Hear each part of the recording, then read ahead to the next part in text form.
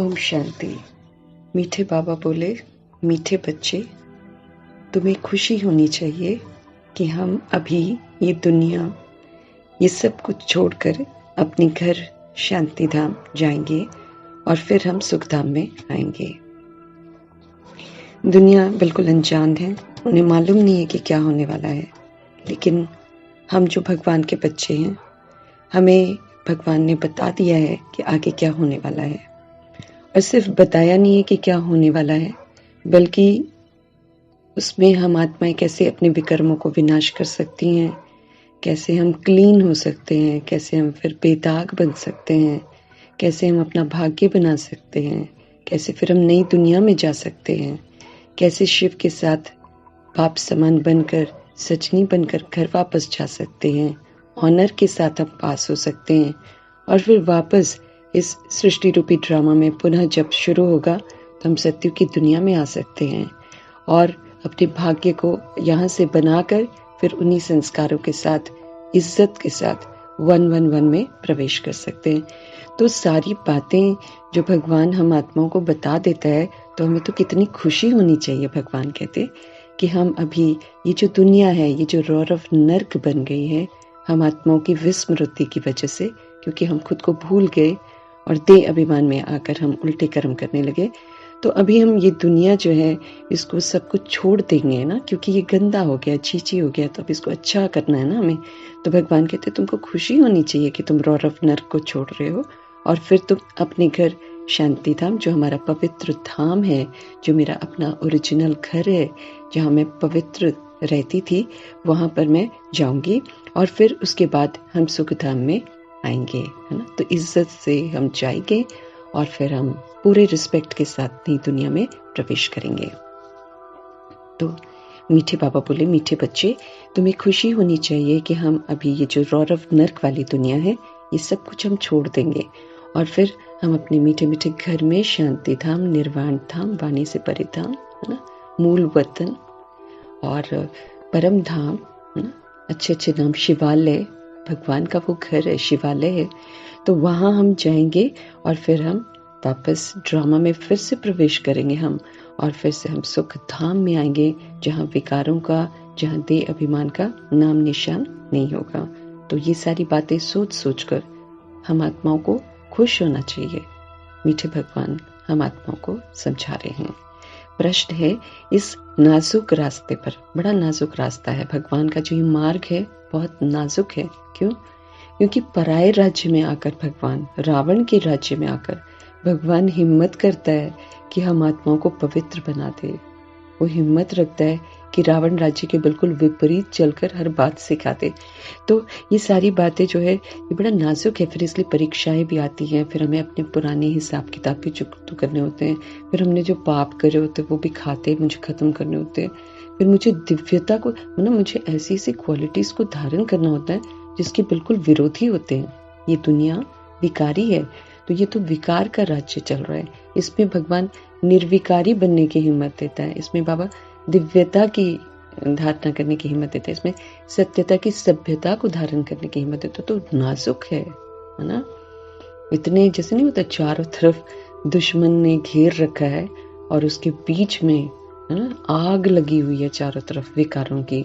उस आग लगी हुई दुनिया के बीच में रहते हुए शांति से पवित्र रहना और फिर भगवान की बताई हुई बातों को धारण करना और चलना बहुत नाजुक रास्ता है। चारों तरफ हम खतरे से घिरे पड़े हैं, क्योंकि हम पराये राज्य में हैं। हम पराये राज्य में अपना हुक्म नहीं चला सकते, इसीलिए भगवान गुप्त रीति पढ़ाता है। धीरे धीरे पहले पूरा इकट्ठा करता है और जब हम सारे इकट्ठे हो जाते हैं, पवित्रता की शक्ति ज्यादा पावरफुल हो जाती, फिर कहता है अब प्रत्यक्ष करो। तो अब वो समय आ गया है जब भगवान की बहुत सारे बच्चे अव्यक्त हो गए हैं, अव्यक्त रूप में सेवा दे रहे हैं और बहुत सारे बच्चे सृष्टि रूपी ड्रामा में सशक्त बन रहे हैं।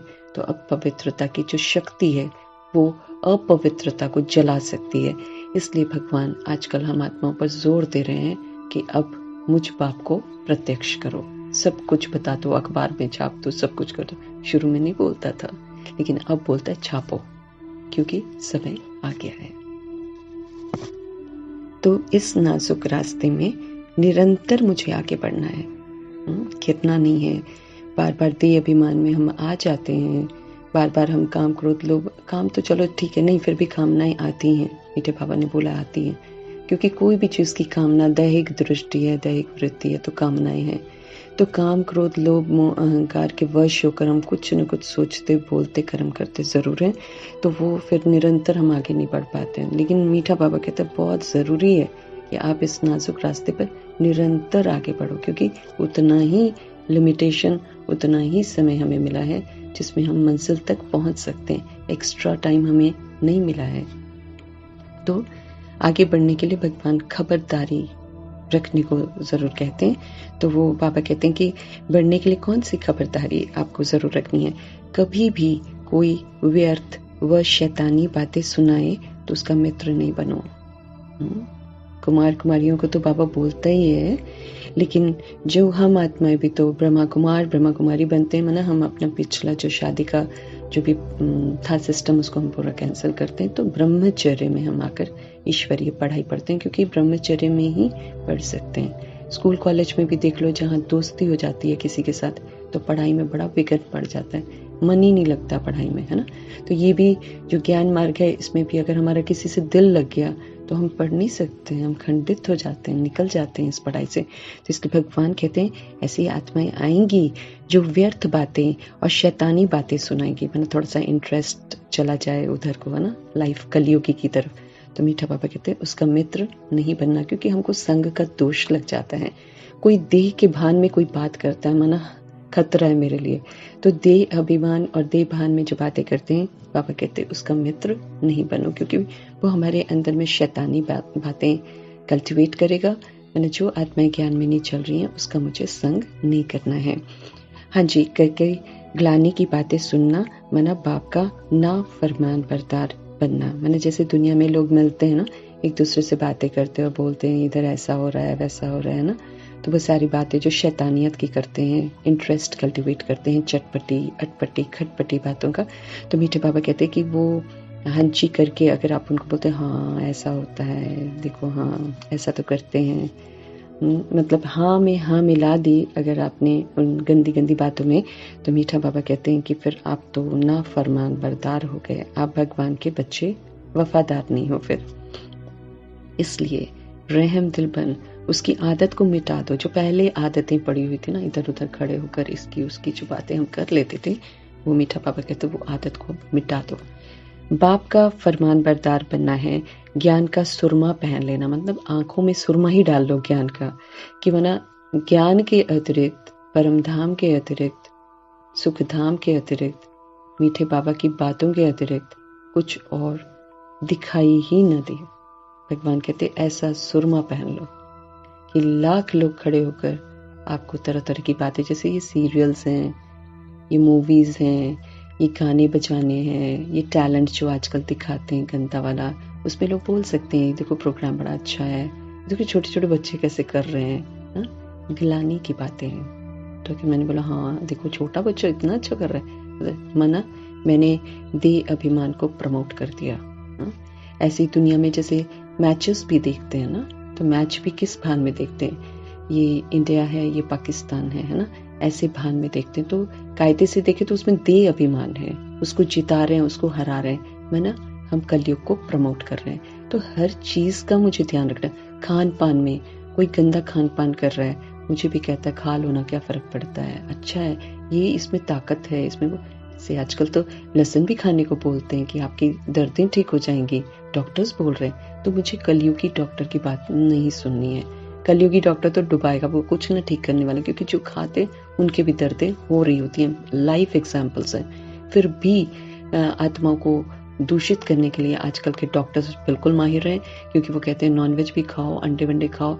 तो ये हमें सुनना ही नहीं है, हमें कलयुगी डॉक्टर के साथ हाँ में हाँ मिलानी नहीं है, क्योंकि वो मुझे ठीक नहीं करने वाला, वो मुझे उल्टा और भी गलत रास्ते पर ले जाने वाला है। तो समझ मिली हुई है मुझे अब मेरा रूहानी सर्जनशिप पिता परमात्मा है, तो मैं उनसे बात करूंगी ना, मैं अपने रोग की बात उनसे करूंगी, क्योंकि रोग जो है वो मुझे विकारों के रोग लगते हैं, तब मुझे शारीरिक रोग लगते हैं, देह अभिमान का रोग लगता है, तब दर्दें होती हैं। तो मैं तो अपने शिव बाबा से बात करूंगी ना।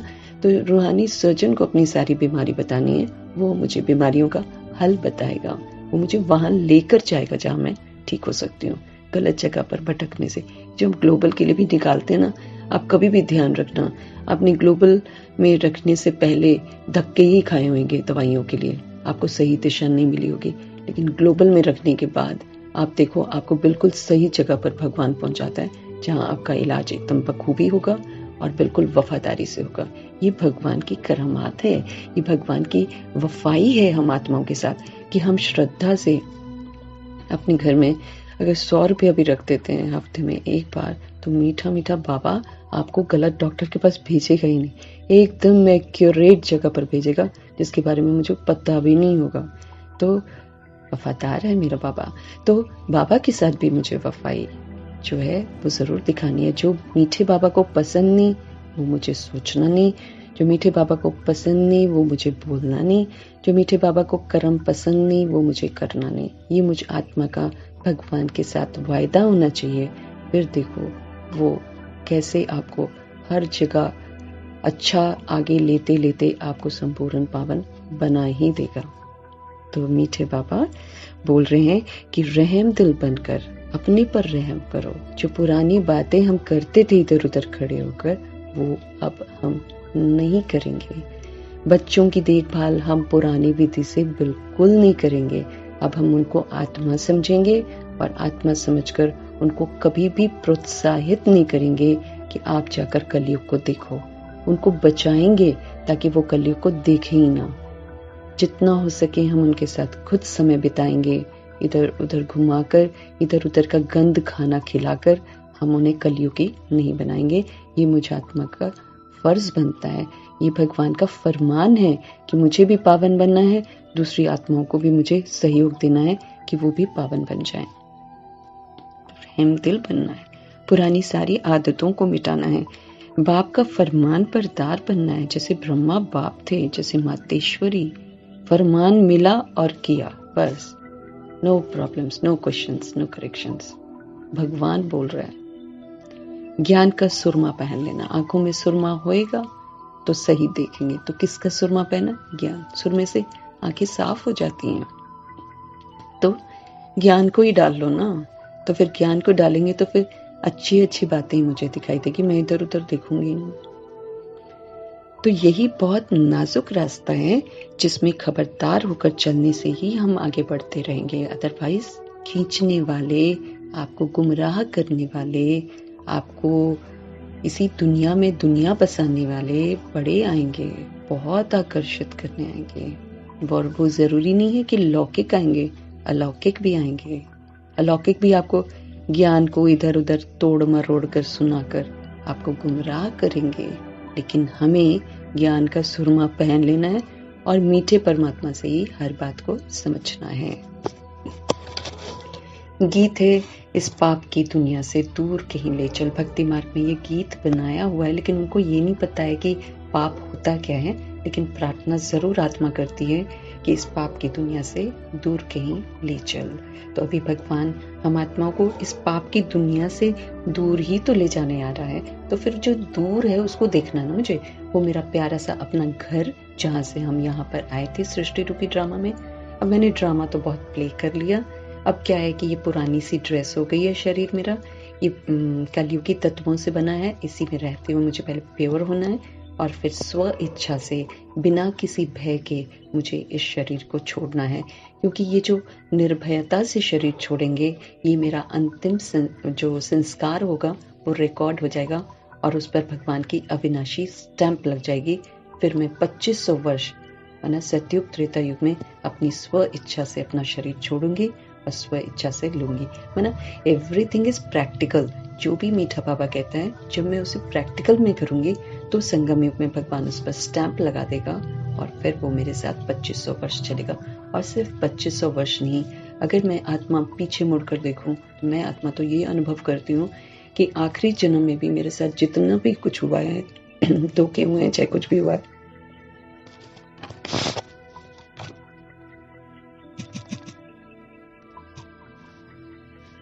उसमें मीठा बाबा बहुत मददगार है, बहुत मददगार। मैं तो ज्ञान में भी नहीं आई थी जब मुझे ब्रह्मा बाप मेरे सपने में आए थे और उन्होंने बोला था कि तुम्हारा कोई नहीं है।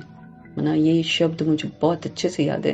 He was in white dress, बैठे हुए थे, सभा में बैठे हुए थे, बहुत सारे लोग थे और मुझे पता नहीं था कि ये आत्मा कौन है। लेकिन मैंने जाग कर जब सुबह उठी तो मैंने यही शेयर करा था घर पे, देयर इज सम पंडित जी जिन्होंने मुझे बोला है तुम लोग का कोई नहीं। और उस समय हम कहीं खतरे पर फंसे हुए थे। तो उसमें बाबा ने मुझे आकर बोला था। फिर 2-3 साल बाद मैं ज्ञान में आई थी, तब मैंने करोल बाग में वो तस्वीर देखी थी जो मेरे सपने में आया था।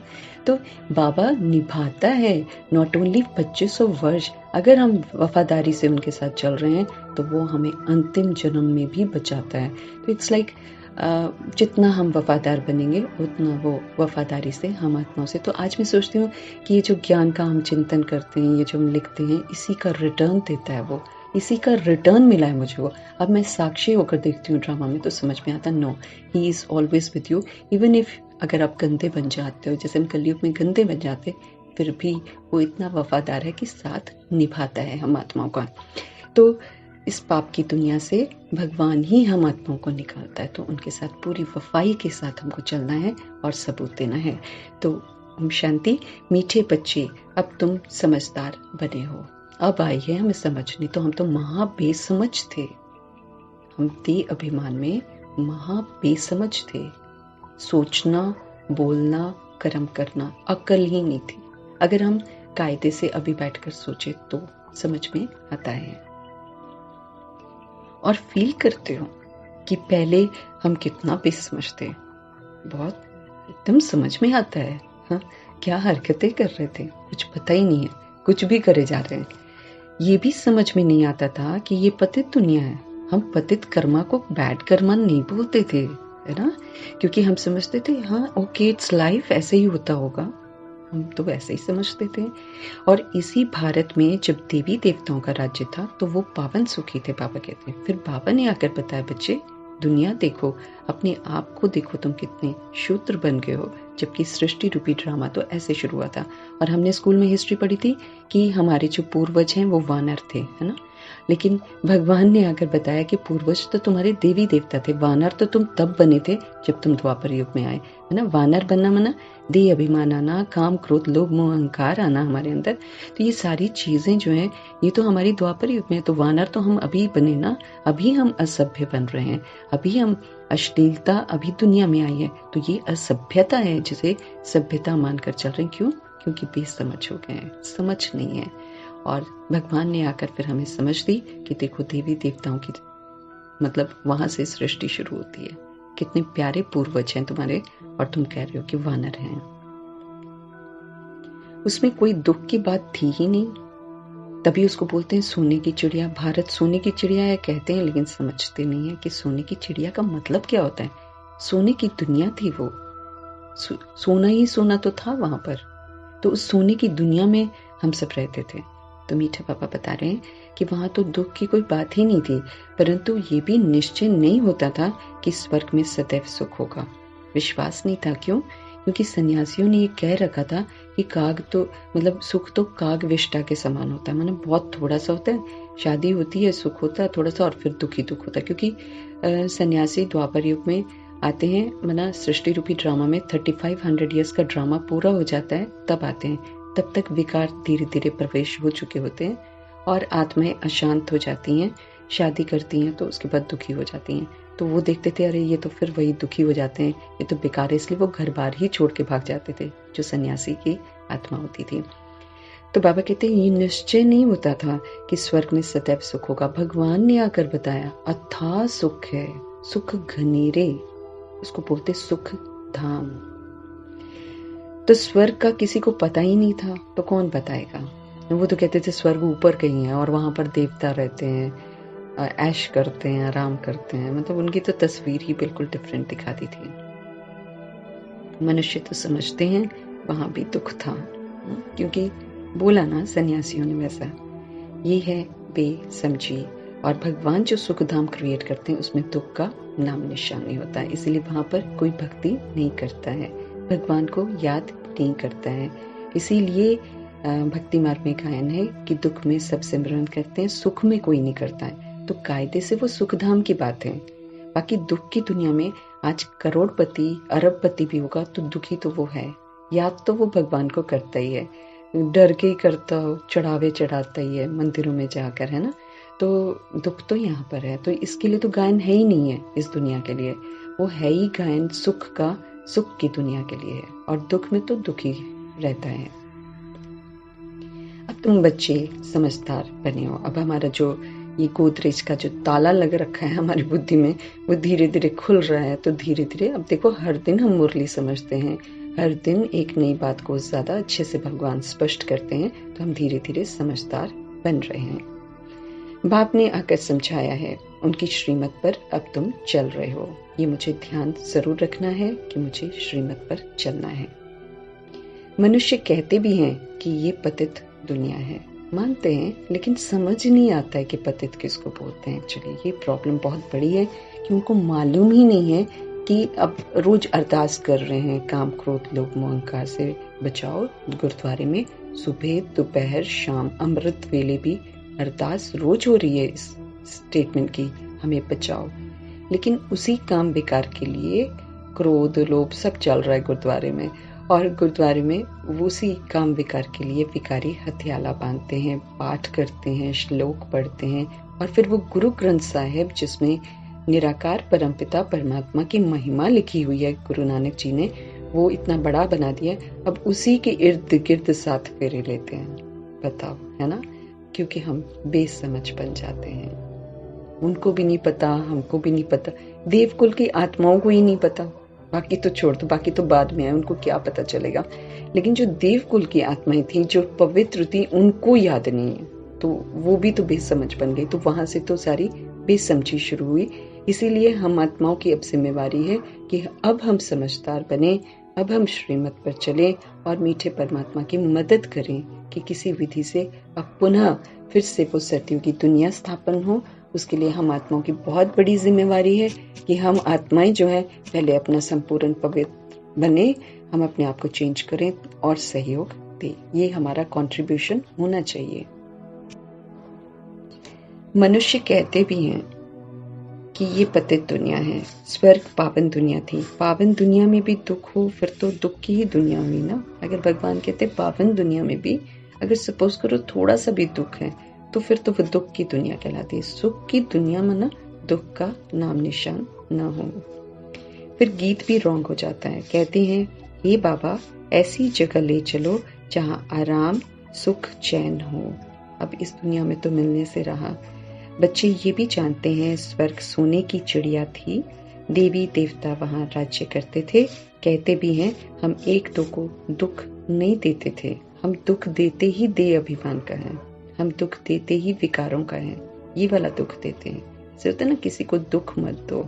तो कई लोग सोच लेते हैं कि अगर माँ बाप कहते हैं शादी करो और हम नहीं करते हैं तो हम उनको दुख देते हैं। नहीं, भगवान कहते वो दुख नहीं होता है, दे अभिमान और विकारों का दुख देते हैं। अगर माना हम किसी आत्मा को अपवित्र बनाते हैं या अपवित्र रास्ते पर चलते हैं तो हम उसको दुख देते हैं।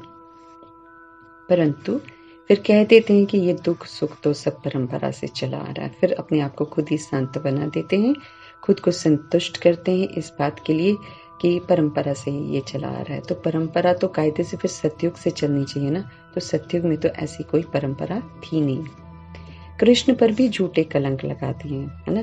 एक तो माखन चोर दिखा दिया, क्यों चोरी करेगा भला, इतना सुंदर सा सतो प्रधान प्रिंस, उसको तो हाथ भी किसी चीज को लगाने का जरूरत नहीं है, सब चीजें उसके सामने उपलब्ध होती हैं और वो माखन खाता ही नहीं है। वो तो ज्ञान रूपी माखन उसकी आत्मा संगम युग में इतना खा लेती है, इतना भरपूर हो लेती है। उसी के यादगार में उन्होंने अब ज्ञान रूपी माखन कैसे दिखाया जाए भी, तो उन्होंने स्थूल माखन दिखा दिया है। तो इस चक्कर में थोड़ी गड़बड़ हो गई है।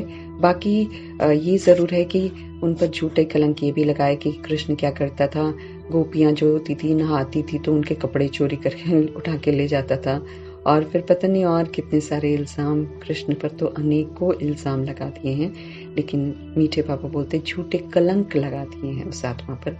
कृष्ण बचपन का नाम होता है, बड़े होकर तो उनका नाम नारायण होता है। लेकिन हाँ इतना है कि जब कृष्ण की आत्मा को भगवान यूज करते हैं तो बहुत सारी फीमेल्स शरीर में जो आत्माएं हैं वो आत्माएं बहुत आकर्षित होकर कृष्ण की तरफ दौड़कर माना ब्रह्मा की तरफ आकर्षित होकर आती, क्योंकि ब्रह्मा में उनको कृष्ण दिखाई देते थे, ब्रह्मा में उनको नारायण दिखाई देते थे, तो लोग भागते थे।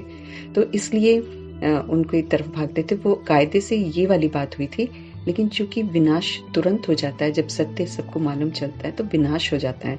तो जब चूंकि स्थूल विनाश हो जाता है और फिर जो आत्माएं आकर कहानियां लिखती हैं वो विस्मृत तरीके से लिखती हैं। माना जब वो विस्मृत हो जाती हैं, 2500 वर्ष पाठ बजाती हैं, ज्यादातर भक्ति वगैरह और यादगार वगैरह देवकुल की आत्माएं ही बनाती, क्योंकि उनके रिकॉर्डेड होते हैं वो संस्कार, तो वही बनाती हैं, लेकिन भूल जाती हैं क्योंकि देह के भान में आ जाती है। तो आधा सच और आधा झूठ सारा मिक्स हो जाता है, जिसकी वजह से कहानियां बिल्कुल अलग हो जाती हैं। तो भगवान आकर बताते हैं कि कृष्ण की आत्मा पर झूठे कलंक लगाती हैं। वो ऐसा नहीं था, वो माखन चोरी नहीं करता था, वो किसी के कपड़े चोरी नहीं करता था, वो इस तरह किसी के पीछे पीछे जाता भी नहीं था, वो ग्वाला भी नहीं था, वो गाय वाय भी नहीं चढ़ाता था, ऐसे काम वो नहीं करता था। ये भगवान आकर हम आत्माओं को बताते हैं। हम ब्रह्मा जो थे, ब्रह्मा के समय में सारी आत्माएं जाती हैं, तो हम सारी गाय ही होती हैं और गाय की तरह हम लोग को लिया जाता है। तो फिर हम भगवान मतलब उनके पास जाते हैं, तो फिर वो हमें चराता है। माना परमात्मा उनके माध्यम से हम आत्माओं को ज्ञान की घास खिलाते हैं, और जिसको बोलते हैं कि तुम बार बार चबाते रहो, फिर इसका मक्खन जो उसका जो अच्छी शक्ति है ना वो निकलती जाएगी, फिर आपको ज्ञान और स्पष्ट होता जाएगा।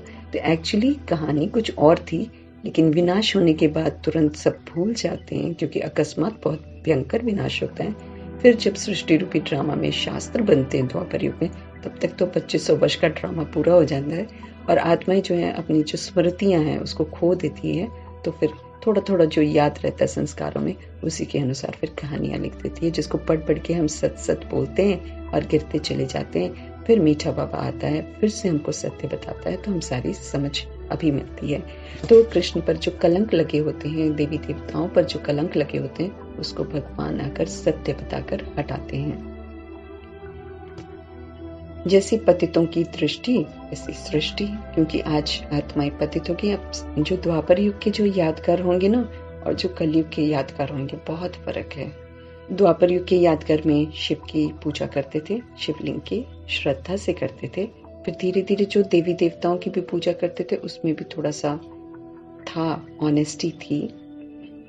लेकिन कलयुग में चूंकि सब विकारी हो गए हैं, इसलिए शिवलिंग के भी गलत अर्थ निकाल रहे हैं विद्वान, और देवी देवताओं को भी गंदे चित्र में दिखाते हैं, क्योंकि खुद गंदे हो गए ना, तो उनको भी गंदा, ताकि उनको भी शामिल करें, ताकि लोग कहें कि हाँ इट्स ओके, कर सकते हैं। क्रोध करा, शंकर जी ने आकर तपस्या करी और आकर गला काट दिया, ये कहाँ की महानता और तपस्या हुई। लेकिन खुद क्रोध करते हैं ना, इसलिए शंकर को भी वैसा ही दिखा देते। तो जितनी भी यादगार जो है ना, वो जैसे जैसे पतित बनती जाती हैं आत्माएं, वैसे वैसे उनकी दृष्टि पतित बनती जाती है, वैसे वैसे सृष्टि भी पतित बना देते हैं। माना उनके जड़ चित्र वैसे बनाते हैं। आजकल तो बहुत गंदे गंदे गीत हैं देवी देवताओं पर, तो शंकर पर, शिव पर मिला दिया ना, शंकर और शिव को भांग के लिए बहुत गंदे गंदे चित्र हैं, मतलब गाने हैं, और पार्वती के पीछे पीछे वो भाग रहे हैं। माना कामी दिखा दिया उनको, भगवान को भी कामी दिखा दिया। तो ये सारी जो क्यों हो गया, क्योंकि लोगों की दृष्टि जो है वो पतित हो गई है। उससे फिर वो सृष्टि वैसी बनाते हैं, सुनने वाले फिर सुनकर मजे लेते हैं और वही काम करते हैं, और दूसरे धर्म वाले हिंदू धर्म का मजाक उड़ाते हैं कि इनके देवी देवता देखो, कोई तो लड्डू चुरा रहा होता है और कोई माखन चुरा रहा होता है और कोई भांग पी रहा होता है। ऐसे करके धज्जियां उड़ाते हैं दूसरे धर्म के लोग। समझते हैं सारी सृष्टि पतित है। इस समय उनकी दृष्टि ही पतित है, तो सारी सृष्टि को ही पतित वो समझते हैं। कह देते हैं ये तो परंपरा से पतित बना चल रहा है, कोई बुराई नहीं है भैया, करो शादियां और बांधो सबको बेकारी बंधन में। उल्टा बच्चा होते ही, लड़की होते ही, लड़का होते ही इंसान पैसे जोड़ने शुरू कर देता है कि इसको जमा करो और धूमधाम से शादी करेंगे। तो पूरी तैयारी करके दो आत्माओं की हत्या कराते हैं। ये उनको पता ही नहीं है, क्योंकि आत्मा जब जब अपने पवित्रता को खंडित करती है, तब तब आत्मा की हत्या होती है, तब तब आत्मा की शक्ति घटती है और वो कमजोर होती चली जाती है और उल्टे कर्म करती रहती है। तो पतित बना परंपरा से नहीं चलता है, क्योंकि परंपरा तो सतयुग से शुरू होती है और सतयुग पावन सृष्टि है, उसका भी आदि संगम युग है। संगम युग में आदि देव आदि देवी बनते हैं, तो संगम युग से बेसिकली हमारी शुरुआत होती है ड्रामा की, क्योंकि ये हमारा अमृत वेला है जहाँ मुझे प्रकाशित किया जा रहा है। मैं जितना जितना प्रकाश में आती जाती हूँ उतना उतना मैं सतयुग के लिए तैयार होती जाती हूँ। अभी तुम बच्चों में समझ आती जाती है, सो भी नंबरवार पुरुषार्थ अनुसार जितना हम मीठे बाबा के साथ रहेंगे, जितना हम मीठे बाबा की बातों को सुनेंगे, उतना हमारी बुद्धि का ताला खुलता चला जाएगा, टच कराएगा। इसको छोड़ दो, ये वाली चीज को हटा दो, वो काम करो एकदम। और जब वो टच कराता है तो उसकी निशानी यही होती है कि हम उसके बाद हल्का अनुभव करते हैं। अगर अपनी मनमत होगी तो भारी अनुभव करेंगे। तो मीठा बाबा बड़े कायदे से हम आत्माओं को, जो भी हमने गलत किया है उससे हम आत्माओं को छुड़ाता है। जो मेरी चीज हित में नहीं है, मुझ आत्मा को हिंट करता है, इसको यहाँ से हटा दो। तो उनके इशारों को समझना है, समय रहते जो मुझे कहते हैं वो मुझे करते जाना है। तो अभी तुम बच्चों में समझ आती जाती है, लेकिन मीठा बाबा कहे नंबरवार पुरुषार्थ अनुसार, क्योंकि जैसा पुरुषार्थ जैसा संबंध वैसी समझ मिलेगी। बच्चों को परमपिता परमात्मा के डायरेक्शन मिलते हैं। हम आत्मा को सारी मुरली ही डायरेक्शन है, सारी मुरली हम आत्मा को कदम कदम पर सही दिशा में चलने की समझ देती है। इसका ताज मुझे पहन कर रखना है सदा, और मीठे मीठे बाबा के तख्त पर बैठना है, और फिर स्मृतियों के साथ स्वमान में रहते हुए अपने पाठ को बजाना है। बच्चों को परमपिता परमात्मा के डायरेक्शन मिलते हैं। आत्माओं को बाप बैठ समझाते हैं। सब आत्माएं पतित हैं, इसलिए पतित आत्मा को पाप आत्मा कह जाते। हम सारे पतित हैं। जब तक मुझ आत्मा में देह का भान है, देह का अभिमान है, तब तक मैं आत्मा पतित हूँ। तो पतित बना हर दिन मुझे शेड करते जाना है। जो जो श्रीमत मिलती जा रही है उसको स्वीकार करते रहना है।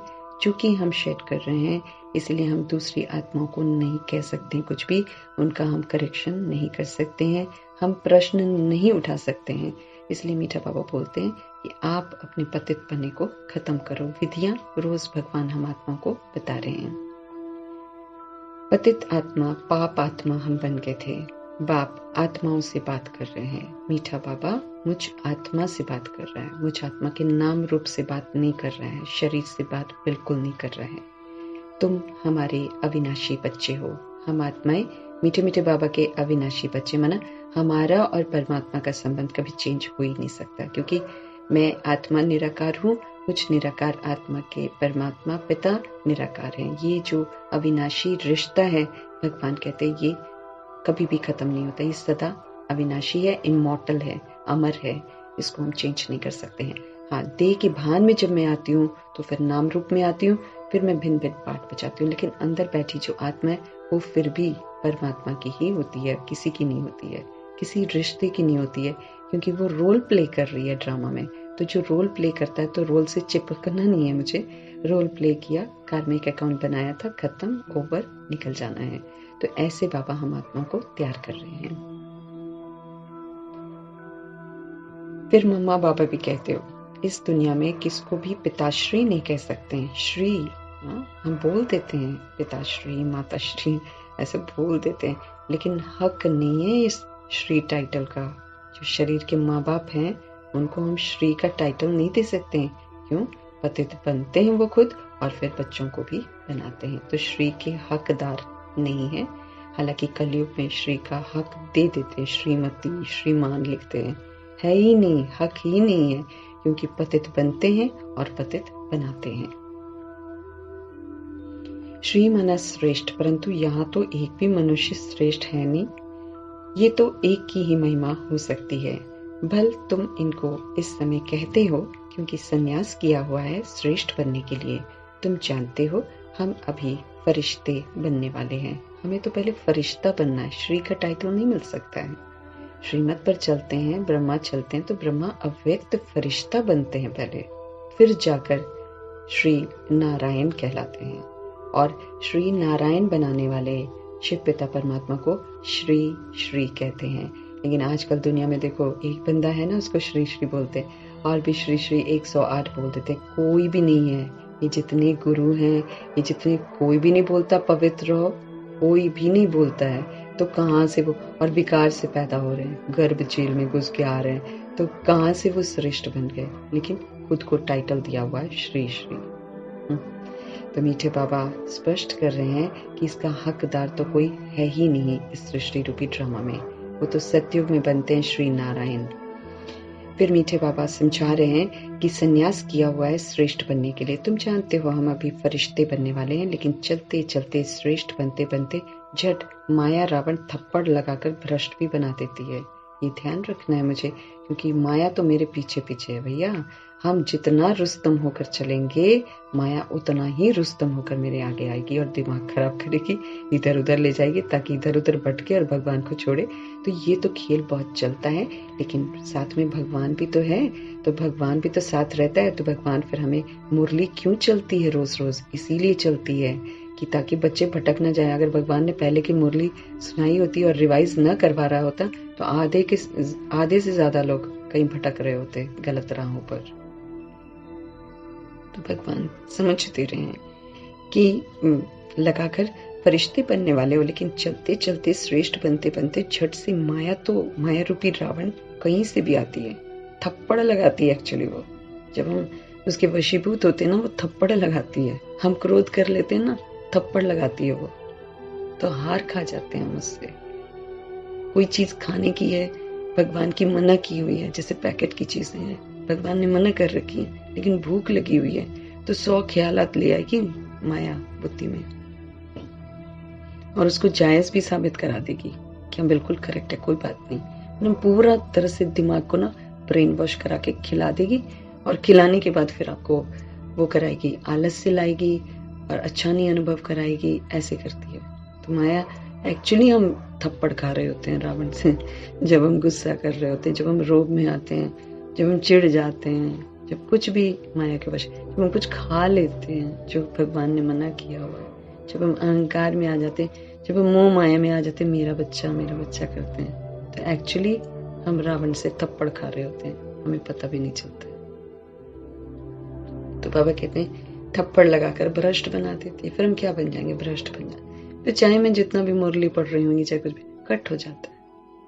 ये तो ना घाटा और फायदे का सिस्टम चल रहा है यहाँ पे। अगर आप अच्छा कर रहे हो तो फायदा है, कहीं गड़बड़ करी, cut cut cut, minus marks होते जाएंगे। भ्रष्ट को श्री कह नहीं सकते हैं, बाबा कहते हैं, हक ही नहीं है। जो भ्रष्ट है, सारी दुनिया भ्रष्ट है, सब विकार से पैदा हो रही है, सब। और अगर उसने शादी नहीं करी तो भी विकार से तो पैदा हो रही है, तो भी भ्रष्ट आत्माओं के घर का खा रही है, गृहस्थियों के घर का खा रही है, तो भ्रष्ट तो हो ही गई वो। किसी पतित के हाथ का हम खा रहे हैं, तो हम तो भ्रष्ट होते ही जा रहे हैं। तो श्री कहाँ से कह सकते हैं उसे? श्री लक्ष्मी, श्री नारायण, श्री राधे, श्री कृष्ण कहते हैं। मंदिरों में भी जाकर उन्हों की महिमा गाते हैं, अपने को श्रेष्ठ कह नहीं सकते हैं, पंडित नहीं कह सकते हैं। अब तुम बच्चों ने समझा है, भारत श्रेष्ठ था, वहां मूठ पलीती नहीं थे।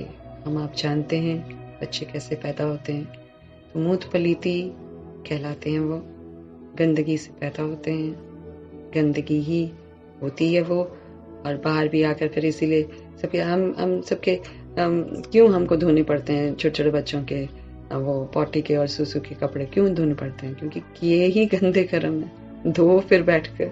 सतयुग में तो कोई नहीं करता, सतयुग में टॉयलेट नहीं है। सतयुग में भगवान ने बोला ये क्यों उनके शरीरों का पूजन होता है, जड़ चिंतनों का, क्योंकि उनके शरीर बिल्कुल प्योर है, गंदगी ही नहीं है, अंदर गंदगी ही नहीं है। इसलिए वहां तो बड़े अच्छे से बच्चे पैदा होते हैं। अपने आप आत्मा जाकर पेट की परत पर बैठ जाती है, अपने आप जब तैयार हो जाती है तो पेट की परत के ऊपर आ जाती है, दास दासी उसे उठा लेते हैं। No problems, no pain, nothing, no गंदगी। पेट तो इतना कंचन काया होती है लक्ष्मी की, कंचन, ट्रांसपेरेंट, तो उसमें बच्चा एकदम आराम से, जैसे कपड़े से किसी को ढक लेते हैं। वॉयचर जरूर किताब आप खरीदें। यहाँ आसपास जो यहाँ के हैं, मतलब दिल्ली के हैं, उनको तो मेरे पास बहुत सारी है, मैं दे दूंगी, लेकिन जो इधर उधर यहाँ दिल्ली से बाहर है वो खरीद लें। छोटी सी बड़ी प्यारी सी बुक है, बहुत प्यार से उसमें समझाया हुआ, कैसे आत्मा यात्रा करती है। तो वहां तो गंदगी नहीं है, टॉयलेट वॉयलेट नहीं है वहां पे। यहाँ तो टॉयलेट है क्योंकि गंदे बन जाते हैं। यहाँ मूत पलीती है, गंदे घिनौने चीची हैं, वैसे गंदगी से बच्चों को पैदा करते हैं। तो फिर मीठा बाबा बोलते हैं कि यहाँ वहां मूत पलीती नहीं है, सतयुग में एकदम प्योरिटी है वहां पर। तो शुद्ध श्रेष्ठ होते हैं वो लोग, इसीलिए उनको देवता कहते हैं। बाप की महिमा है ना, मूत पलीती कपड़ों को धोकर कंचन कर देते हैं। ये गुरु ग्रंथ साहिब में है लाइन, गुरु नानक जी ने लिखी हुई है, मूत पलीती कपड़ धोए। कौन? निराकार परमपिता परमात्मा। उन्होंने जिक्र किया है क्योंकि उस आत्मा को ज्यादा याद रहा था कि निराकार परमात्मा का जो प्रत्यक्षता हुई थी ना एंड में, उसमें उस आत्मा को ज्यादा याद रहा था। वो ज्यादा समय तक पवित्र धाम में रही थी, इसीलिए जब वो धरती पर आती है तो शक्तिशाली होती है। फिर उन्होंने तो सिर्फ और सिर्फ मनमना भव, मध्यजी भव का, सुखमनी साहब और जपजी साहब का जिक्र किया है। उनका बहुत छोटी सी किताब थी, अब तो बहुत बड़ा ग्रंथ है। छोटी सी किताब में उन्होंने सुखमनी साहब और मतलब उन्होंने लिखा है, जप साहेब तो सुखों की मणि मिलेगी, है ना। परमात्मा को याद करो। अब वो तो जपते हैं ना, वाहिगुरु वाहिगुरु वाहिगुरु करते हैं, लेकिन एक्चुअली उन्होंने ये बोला था, याद करो तो सुखों की मणि मिलेगी, माना सुख धाम में जाएंगे। उन्होंने ही देखो अरदास भी कहते हैं, राज करेगा खालसा आकी रहे न कोई, पार हुए सब मिलेंगे बच्चे शरण जो हुए। माना खालसा, खालसा राज्य करेगा। खालसा मतलब होता प्योरिटी, प्योरिटी राज्य करेगी। पार हुए सब मिलेंगे, माना यहाँ से जब हम पार होंगे तो वहां पर जाकर सुखधाम में मिलेंगे। कौन मिलेंगे? जो इस समय प्रभु की छत्र छाया में होंगे। अर्थ तो बड़े और भी है, मनुष्य से देवता किए करत न लागी बार। गुरु नानक जी ने बोला कि भगवान तो इतना अद्भुत है कि मनुष्य से देवता बना देता, उनको देरी नहीं लगती है। तो ये सारी कुछ कुछ बातें जो है ना गुरु नानक जी ने जो लिखी है, उस आत्मा को याद थी, इसीलिए वो कलयुग में 550 साल पहले जब आए थे तो उनको बहुत कुछ स्पर्श था। तो उन्होंने पराया उनका, क्योंकि वो पहले जन्म में तो गर्भ जेल में नहीं जाते हैं, इसलिए वो पराए किसी बूढ़े तन में प्रवेश करके ये बातें बताते हैं। इसलिए गुरु नानक जी की तस्वीर आज भले दिखा देते हैं छोटे बचपन की, लेकिन नहीं, आप गुरु नानक जी को हमेशा ओल्ड वाले उसमें देखोगे, थड़ी वाले ओल्ड। लेकिन आजकल खामखा की कहानियां बना रखी हैं उनके नाम पर भी, छोटा देख। तो आत्मा जो है भगवान ने बताया दूसरे शरीर में प्रवेश करती है। धर्म की आत्मा वो प्रवेश करके पहली बार गर्भ जेल में नहीं जाती है, क्योंकि कलयुग में आते हैं। कलयुग में तो रौरव नर्क बन जाती है दुनिया 550 साल पहले। तो गुरु नानक जी पहले आकर उस गर्भ में नहीं प्रवेश करते हैं, वो पराये किसी शरीर में प्रवेश करते हैं और फिर धर्म की स्थापना करते हैं, और फिर वहां से निकल जाती है आत्मा। फिर दोबारा जब जन्म लेती है तो दूसरा, फिर वो कहती है कि 10 चोले वो लेते हैं ना, ये जो 10 गुरु है ना, तो वो बताते हैं कि कैसे वो 10 चोले लेते हैं, कैसे पाठ बजाते हैं। तो इसलिए जो गुरु है ना, जो 10 गुरु हैं, उनकी जो महिमा है, उनका जो पवित्रता है बहुत अच्छी है। अब बहुत पुराने पुराने गुरुद्वारे, एक अजीब सी पवित्रता की खुशबू होती है गुरुद्वारे में। तो वो क्यों? क्योंकि भगवान से कनेक्टेड थे, भगवान की ही महिमा करते हैं। वो निराकार की शुरुआत, उनका मूल मंत्र ही उससे है, एक ओंकार सतनाम करता पुरख, निर्भव निर्भय अकाल मूरत, अजूनी सहपम गुर प्रसाद। ये लाइन है ही निराकार परमपिता परमात्मा के लिए, परंतु समझते नहीं है। इसीलिए ये जो मूत पलीती का भी जिक्र है, ये गुरु नानक जी ने किया हुआ है। तो बाबा कहते हैं कि मूत पलीती से तुम लोग सारे गंदे गंदे पैदा होते हो, और फिर हम कितनी खुशियां मनाते हैं ना। तो वहां मूत पलीती नहीं थे, शुद्ध श्रेष्ठ थे। बाप की महिमा है ना, मूत पलीती कपड़ों को धोकर मैं कंचन कर देता हूँ। अभी कंचन करता है हम आत्मा को, हम आत्मा को धोता है, आत्मा गंदी हो गई है। तो मीठे बाबा बोलते हैं, इस समय तो सभी पतित हैं, बरोबर है भी ये रावण राज्य। मनुष्य रावण को वर्ष वर्ष जलाता है, परंतु जलता ही नहीं, फिर खड़ा हो जाता है। क्यों? क्योंकि विकार तो बढ़ते जाते हैं, और हर साल और भी लंबा रावण बनाते, क्योंकि और विकार बढ़ जाते हैं। ये भी मनुष्यों को समझ में नहीं आता है, जबकि जला देते हो, फिर हर वर्ष क्यों क्यों बनाते? चलो एक बार जला दिया ना, एक बार मना दिया, फिर हर वर्ष क्यों कर? खुंदक होती होगी ना अंदर आत्मा को, तो बार बार बनाती है, और बड़ा बनाती है, विकारी भी बनती है। फिर रावण ही रावण के पुतले को जला रहा होता है, और खुद को राम तो कोई नहीं है इस दुनिया में, है ना। तो रावण ही रावण को जला रहे होते, पतित भी बन रहे होते हैं और पुतले बनाकर जलाकर और वायुमंडल को दूषित करते जाते हैं, अपने ही मौत का सामान तैयार करते हैं। ये भी मनुष्यों को समझ में नहीं आता, जबकि जला देते हो तो फिर हर वर्ष क्यों नया बनाते हो? इससे सिद्ध होता है कि रावण राज्य गया नहीं है। स्वर्ग में जब राम राज्य होता है तब वहां रावण की एफिजी निकालेंगे नहीं। कहते हैं रावण को जलाया फिर लंका को लूटा। रावण की लंका सोनी बताते हैं, परंतु ऐसा तो है नहीं। ये तो सारी दुनिया लोहे की है, अब तो लोहा लोहा लोहा चारों तरफ है। कहाँ है यहाँ पर सोने की दुनिया? सोने की दुनिया तो सतयुग में होती है। ये तो सारी दुनिया लंका है, ये तो आइलैंड है ना, सारे वर्ल्ड पर रावण का राज्य है। ये भी तुम बच्चे समझते हो। कॉलेज में कोई बेसमझ जाकर बैठे तो क्या समझ सकेंगे? तो फिर अचानक जो भक्ति मार्ग की आत्माएं आती है ना, उनको समझ भी नहीं आते कि क्या बातें करते, इसलिए उनको थोड़ा सा नींद भी आती है और अच्छा भी नहीं लगता है। तो कॉलेज में कोई बेसमझ जाकर बैठे तो क्या समझ सकेंगे? कुछ भी नहीं, वेस्ट ऑफ टाइम करेंगे। तो ये ईश्वरीय कॉलेज है, इनमें नया आदमी कोई समझ नहीं सकेगा, इसीलिए 7 रोज क्वारंटाइन में बिठाना पड़े। ये पहले हुआ करता था, 7 रोज क्वारंटाइन माना मधुबन में ही बिठाते थे एकदम। वहां तो मोबाइल बिल्कुल यूज नहीं करना, उन दिनों तो शायद मोबाइल होता भी नहीं होगा, वरना बिल्कुल संपर्क नहीं घर से, नो कनेक्शन। क्वारंटाइन माना 7 दिन आप मधुबन में ही रहेंगे और मधुबन में जो आपको पढ़ाया जा रहा है, आत्मा का पाठ, परमात्मा का पाठ, वो सारा पढ़ाया जाएगा। माना बाहर से कनेक्शन नहीं, क्योंकि बाहर माया भी दुनिया ना, तो 7 दिन तक बिल्कुल सबसे कट। तो क्वारंटाइन में बिठाते थे, उसमें समझाते थे हर एक बात को, फिर मुरली उनको सुनाते थे। तो मीठे बाबा बोलते जब तक लायक बने क्वारंटाइन में बिठाना पड़े। 7 रोज तो बिठाते थे, लेकिन मीठे बाबा और भी बोल रहे हैं कि जब तक लायक बने। फिर भी अच्छी आदमी, रिलीजियस अच्छा आदमी जो है वो रिलीजियस माइंडेड है, तो उनसे पूछना है परमपिता परमात्मा तुम्हारा क्या लगता है। मतलब जो धार्मिक वृत्ति के लोग आते हैं तो मीठे पापा बोलते फिर उनसे पूछो कि आपका क्या लगता है। वो है आत्माओं का पिता और प्रजापिता भी तो बाप है।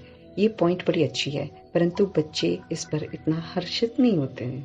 भगवान को बड़ा ताज्जुब लगता है कि वो है आत्माओं का पिता और प्रजापिता भी तो बाप है। ये पॉइंट बहुत अच्छी है, लेकिन बच्चे इतना खुश नहीं होते हैं जितना खुश होना चाहिए। बाप कहते हैं तुमको नई नई पॉइंट सुनाता हूं मैं, जिससे तुमको नशा चढ़े, रूहानी नशा चढ़ना चाहिए, क्योंकि पुरुषार्थ के लिए बहुत जरूरी है। मनुष्य से देवता बनने के लिए आपका पुरुषार्थ एकदम अव्वल नंबर का होना चाहिए। तो भगवान क्या करते हैं, इंटरेस्टिंग वे में कभी इधर से कभी उधर से, रमणीकता से कुछ न कुछ समझाते, ताकि बच्चों में रूहानी नशा चढ़े और बच्चे वो पुरुषार्थ करें और अपनी सीट को बुक करें, एसी की सीट को बुक करें। 2nd क्लास 3rd क्लास नहीं लेना है। भगवान कहते 1st क्लास बुकिंग करो अपनी।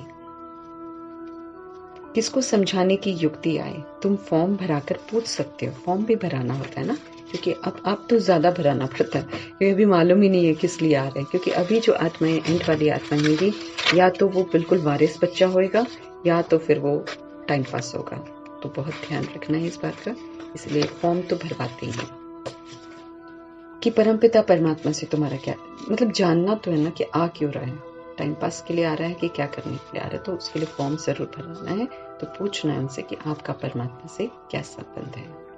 कहेगा परमपिता तो पिता हुआ ना, तो फिर उस समय सर्वव्यापी का ज्ञान ही उड़ जाएगा। जब वो पिता है तो फिर वो कैसे सबका हो सकता है, कण कण में कैसे हो सकता है। तो ये वाला ज्ञान जो है सर्वव्यापी का, ये उड़ जाता है। तुम जब प्रश्न पूछेंगे तो कहेंगे वो तो बाप है, हम सब बच्चे हैं, इतना मान ले तो लिखा लेना चाहिए। भगवान कहते जो फॉर्म भरता है ना, अगर वो कह देता कि हाँ वो हमारा पिता है और हम सब उनके बच्चे हैं, तो भगवान कहते फिर उनसे लिखवा लेना चाहिए। प्रजापिता के भी बच्चे ठहरे ना, वो शिव हो गया दादा और वो हो गया बाबा। जब वर्षा देते हैं तो शिव पिता परमात्मा ग्रैंडफादर बन जाते हैं, क्योंकि दादे के पास ही वर्षा होता है, पिता के पास नहीं होता ना। पिता भी फिर दादे से लेता है, फिर पोतरे पोतरियों को मिलता है। तो जब हम उस विधि से देखें तो हम पोतरे पोतरियां बन जाते हैं भगवान के, जब वर्षा लेना होता है बस। अदरवाइज तो वो हमारा एवर, कभी भी, हमेशा अविनाशी हमारा पिता है। मीठे बाबा बोल रहे हैं उनको भी ये समझाओ, मित्र संबंधियों। अच्छा नहीं, यहाँ पे नहीं था। स्थापना, शिव बाबा स्वर्ग की स्थापना करने वाला है, तो जरूर उनसे ही तो वर्षा मिलेगा ना। बहुत सहज बेसहज बातें निकालनी पड़ती हैं। मित्र संबंधियों आदि के पास जाओ, उनको भी ये समझाओ। ये तो नशा है ना। हम बाप दादा से वर्षा पाते हैं, माता से वर्षा नहीं मिलेगा। बाप को ही स्वर्ग की स्थापना करनी है ना, वही तो मालिक है। जैसे इनको दादे के वर्षे का हक है, वैसे पुत्र पुत्रियों का भी हक है। माना जैसे ब्रह्मा बाप को हक है वर्षा लेने का, वैसे हम आत्माओं का भी हक बनता है।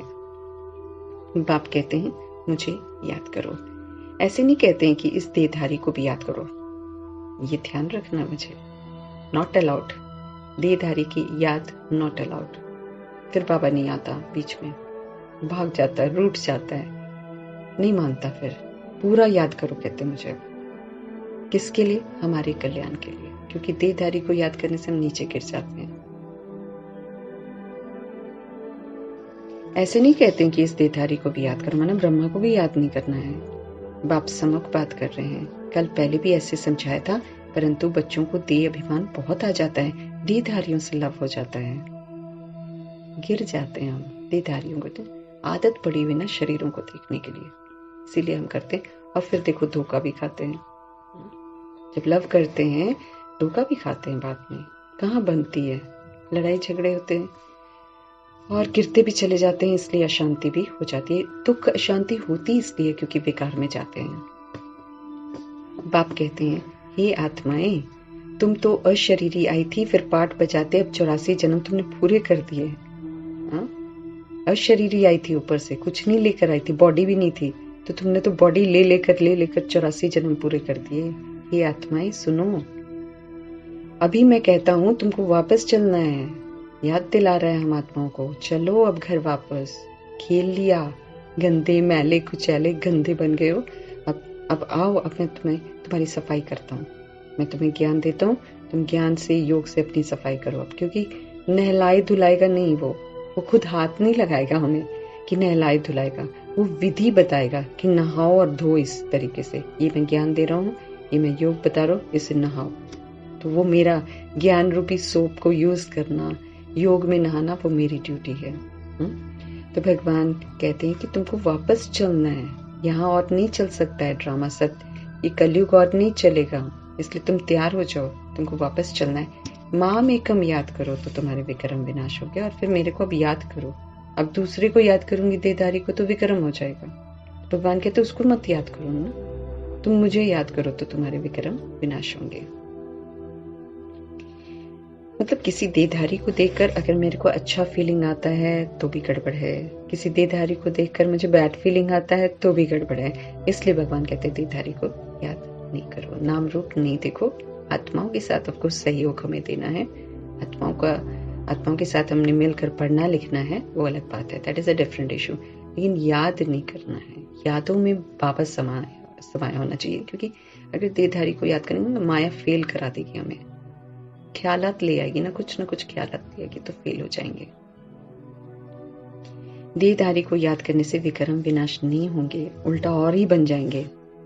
तो बाबा कहते तुम वायदा करते हो ना, प्रॉमिस करते हैं हम बाबा को, बाबा हम आपको ही याद करेंगे। जब जान पर बनती है ना, जब दुख होता है तो हम प्रॉमिस करते हैं भगवान को कि हम सिर्फ आपको याद करेंगे। तुमको इस पुरानी दुनिया में अब रहना ही नहीं है, इसमें कोई चैन नहीं है, इसलिए कहते हो ऐसी जगह ले चलो जहाँ सुख चैन हो। यहाँ पर नहीं हो सकता है, कलयुग में सुख चैन नहीं हो सकता है, इसको खत्म होना बहुत जरूरी है। क्योंकि जितना विस्तार है ना इस दुनिया का, वो सारे भगवान की बात सुनेंगे ही नहीं, इसलिए इसका सफाया होना बहुत जरूरी है। जो सुनेंगे नहीं वो गलत कर्मा करते रहेंगे, तो फिर विनाश ही एक माध्यम है जिससे करोड़ों की 800 करोड़ की आबादी खत्म होगी। एक यही तरीका है, भगवान कहते हैं इसमें कोई चैन नहीं, इसलिए कहते हो ना इसे ऐसी जगह ले चलो जहाँ सुख चैन हो। तुम बच्चे जानते हो कि हम पहले जाएंगे शांति धाम, अपने मीठे घर में जाएंगे, वो मेरा घर है ना। जब एक्टिंग वैक्टिंग कर लेते हैं, जैसे फिल्मों में भी कोई शूटिंग करता होगा, तो कितना उसको लगता होगा कब एंड हो तो कब जाके घर जाएं और आराम करें, है ना। ऐसे ही हम आत्माएं भी, हमने इतनी सारी एक्टिंग करी है ड्रामा में कि अब होना चाहिए हमारा मन कि हम वापस अपने प्यारे से घर में जाएं और थोड़ी देर विश्राम करें। वहां सुख का नाम नहीं लेंगे, शांति ही शांति होती है, वहां पे सुख की गुंजाइश नहीं होती, क्योंकि आत्मा अशरीरी हो जाती है, अपने स्वधर्म में स्थित होती है और शांति धाम शांति से भरपूर होता है। वहां जाकर आराम सुकून अनुभव करती है आत्माएं। फिर जाएंगे सुख धाम में। उसके बाद फिर अपने आप रहेंगे नहीं ज्यादा समय ना। नारायण जी की आत्मा ज्यादा समय नहीं रहेगी, उनमें इमर्ज होगा, मुझे राजा बनना, मुझे राजा बनना। वो नीचे उतर ही आएंगे। वो उतरेंगे तो उनके पीछे मम्मा उतरेंगी, उनके पीछे दादियां उतरेंगी, फिर हम सभी उतर जाएंगे। रह ही नहीं पाएंगे ऊपर ज्यादा देर। फिर ड्रामा में पार्ट जाना है। वहां फिर शांति का नाम नहीं लेंगे, वहां फिर सुख ही सुख है। सतयुग में फिर सुख ही सुख है, फिर शांति नहीं, सुख सुख, और ऊपर शांति शांति। जब दुख है तो अशांति है, सुख में तो शांति है ही, परंतु वो शांति धाम नहीं है। ना सुख में शांति जरूर है, माना पवित्रता जो है वो सुख शांति की जननी है। तो जब ये जननी मेरे अंदर होती है तो सुख शांति स्वतः ही होती है। लेकिन फिर भी वो जो सुख धाम का सुख होता है, शांति होती है, उसको शांति धाम नहीं कह सकते। शांति धाम माना सब फुल स्टॉप, बस कुछ भी जिक्र नहीं। वो तो आत्माओं का स्वीट होम है। आत्मा अपनी स्वीट पवित्रता के स्वधर्म में वहां रहती है, शांति के स्वधर्म में रहती है। बाप सारे आदि मध्य अंत को जानते हैं, क्योंकि भगवान ड्रामा में आते नहीं, मरण जन्म मरण में नहीं आते। वो तो आते ज्ञान देते निकल जाते, आते ज्ञान देते निकल जाते, फंसते नहीं है कहीं भी। इसीलिए भगवान सृष्टि रूपी ड्रामा के आदि के बारे में भी जानते हैं, मध्य के बारे में भी जानते हैं और अंत के बारे में भी जानते हैं।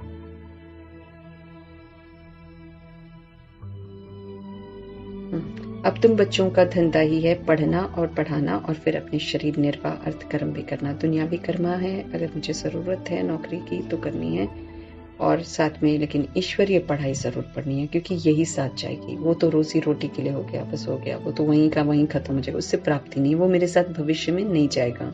लेकिन पढ़ाई और पढ़ना और पढ़ाना, पढ़ना पढ़ा तो नहीं सकते हैं हम किसी को भी, हम शेयर कर सकते हैं। मीठे मीठे बाबा ही पढ़ा सकते हैं, तो हम मीठे बाबा से पढ़कर एक दूसरे के साथ शेयर कर सकते हैं। तुम जानते हो हम इस मृत्यु लोक से अमर लोक चले जाएंगे वाया शांति धाम।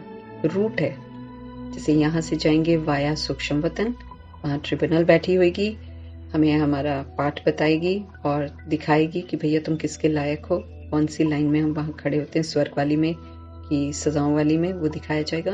फिर ट्रिब्यूनल से वाया सूक्ष्म वतन आकारी शरीर में सजा भुगतने के बाद मैं आत्मा शांति धाम जाऊंगी। अगर मैंने सजा नहीं सारी चुकतू करी होगी तो भुगतूंगी, अदरवाइज नहीं।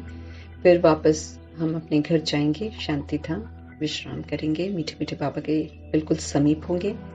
फिर उसके बाद जैसे मेरा पाठ इमर्ज हो जाएगा, अगर वो 111 का होगा तो मैं पक्का नीचे आ जाऊंगी और फिर नारायण के साथ पाठ बजाऊंगी। वरना इस विधि पूर्वक सब कुछ होता है, जैसा हमने किया वैसा ही होगा, नहीं किया नहीं होगा।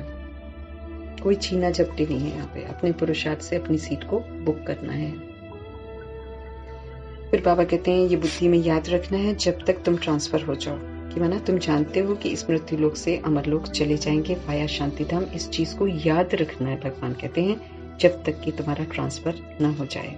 अपनी पढ़ाई की रिजल्ट तक पढ़ना पड़े। जब तक मेरी पढ़ाई का रिजल्ट नहीं निकलता है, रिजल्ट निकलेगा माना मैं शरीर छोड़ दूंगी, तो जब तक मेरा रिजल्ट नहीं निकला है तब तक मुझे पढ़ना है। जब तक मृत्यु नहीं हुआ है पढ़ना ही है। माना हम स्टैंप लगा सकते हैं अभी मीठे मीठे बाबा के साथ पढ़कर, तो हम अंत तक पढ़ते रहेंगे। ये तो याद कर सकते हो ना कि अब हमको जाना है घर। ये दुनिया, ये सब कुछ मुझे छोड़ना है, शरीर मुझे छोड़ना है। खुशी होनी चाहिए, भगवान कहते हैं। बेहद नाटक का राज तुम समझ गए हो, तो जो राज को जान जाता है वो भगवान कहते हैं नाराज तो हो ही नहीं सकता किसी बात से। तो नाटक का राज भी समझ गए हो। हद का नाटक पूरा होता है तो कपड़े बदली करके घर चले जाते हैं ना। ड्रामा की जो उनकी ड्रेस होती है उसको चेंज करते हैं। अब हमारी ड्रामा की ड्रेस ही शरीर है, वो तो स्थूल कपड़े पहनते हैं, तो हमारा तो ड्रेस ही शरीर है। तो इस शरीर को मुझे ड्रेस को उतारना ही पड़ेगा।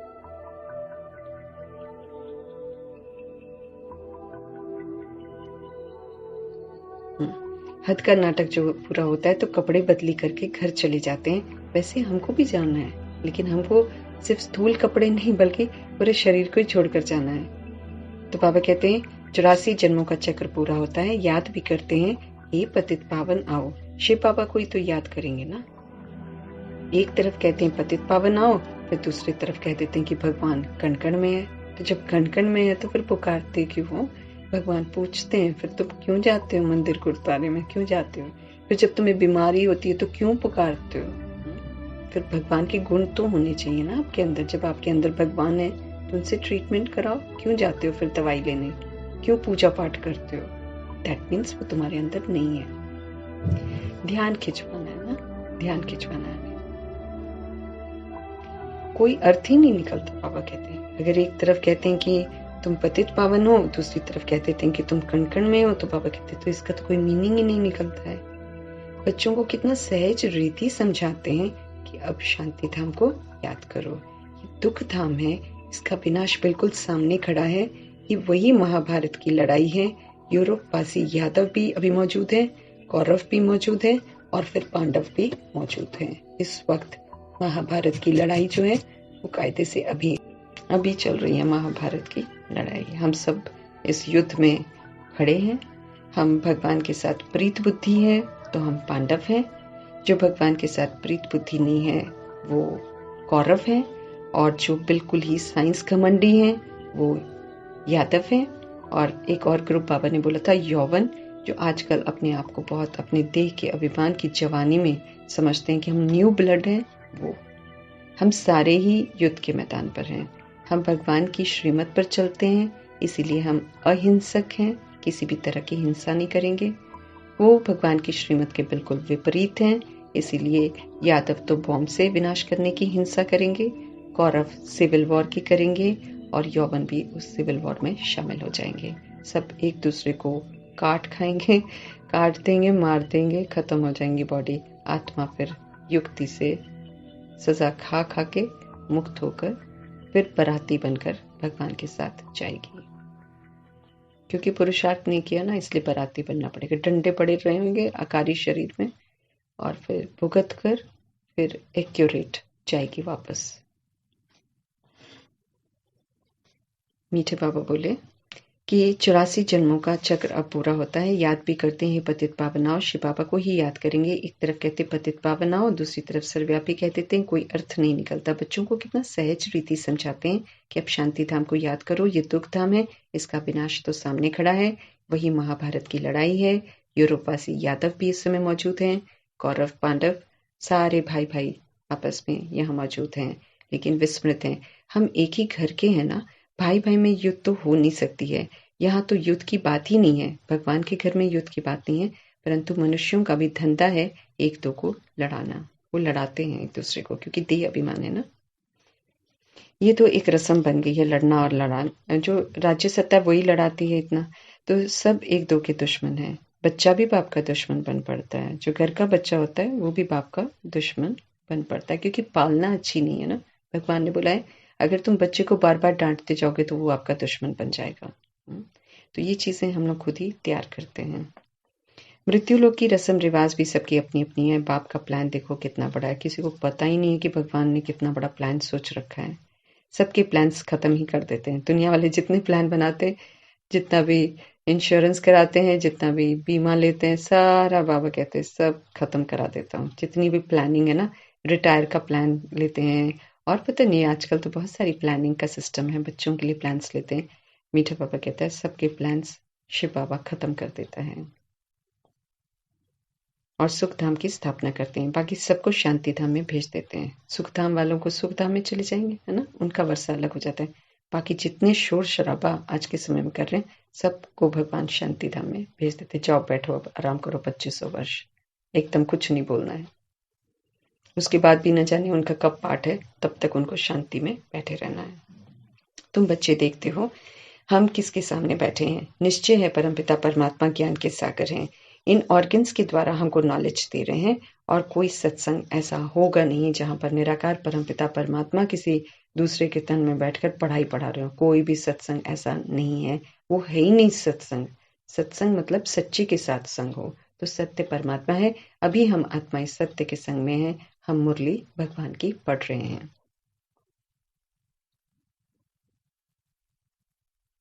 निश्चय है कि परमपिता परमात्मा जो है, तुम बच्चे देखते हो कि हम किसके सामने बैठे हैं। निश्चय है परमपिता परमात्मा ज्ञान के सागर हैं।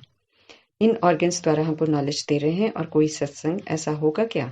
यहाँ बाप सामने बैठकर समझाते हैं, जानते हो बाप हम आत्माओं से बात कर रहे हैं, हम कानों से सुन रहे हैं। बाबा इस दादा के मुख द्वारा बोलते हैं, जो रतन बाबा के मुख से निकलते हैं वही तुम बच्चों के मुख से अब निकलने चाहिए। विदाग बनना है ना हमें, इसीलिए मीठे पापा बोलते हैं जो मेरे मुख से निकलता है ना, जो भी समझानी मुझे बाबा से मिल रही है वही समझानी मुझ आत्मा के मुख से निकलनी चाहिए जब मैं दूसरी आत्माओं से शेयर करूं, और फालतू बातें करने के मना है। सदैव मुख से रतन ही निकले, फालतू शैतानी बातें सुननी भी नहीं चाहिए। कई तो बड़ी खुशी से बैठकर सुनते हैं, मजे लेते हैं। बाप कहते हैं ऐसी बातें सुनो व किसको करते हुए देखो तो बाबा को बताओ तो बाबा समझा नहीं देगा। अब हम उसको करेक्ट तो नहीं कर सकते, है ना, क्योंकि सुनेंगी नहीं ना, परवश है। तो फिर मीठे बाबा बोलते क्या करो कि तुमको दिखाई दे गया और तुम चाहते हो कि उसका कल्याण हो जाए तो तुम तो कोशिश मत करना, क्योंकि तुमसे तो होने वाला है नहीं। तुम ऐसा करना कि तुम मुझे बता देना, तो फिर बाबा समझा नहीं दे देगा। शुभ संकल्प कर देना।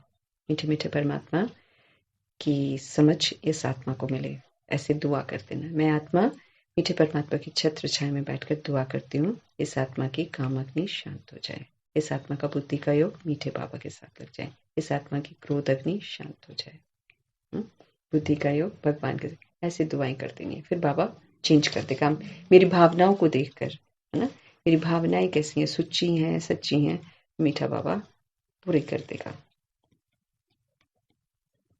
तो जो भगवान के मतलब जो रतन बाबा के मुख से निकलते, ब्रह्मा मुख से जो निकलते हैं, शिव बाबा जो बोलते हैं वही बाबा कहते हैं आपके मुख से निकलने चाहिए। सदैव मुख से रतन ही निकले, फालतू शैतानी बातें सुननी भी नहीं चाहिए। कई तो बड़ी खुशी से बैठकर सुनते हैं। बाप कहते हैं ऐसी बातें सुनो व किसको करते हुए देखो तो बाबा को बताओ तो बाबा समझा नहीं देंगे, नहीं तो वो पक्के हो जाते हैं। पक्के हो जाते हैं ना, आदत पड़ जाती है।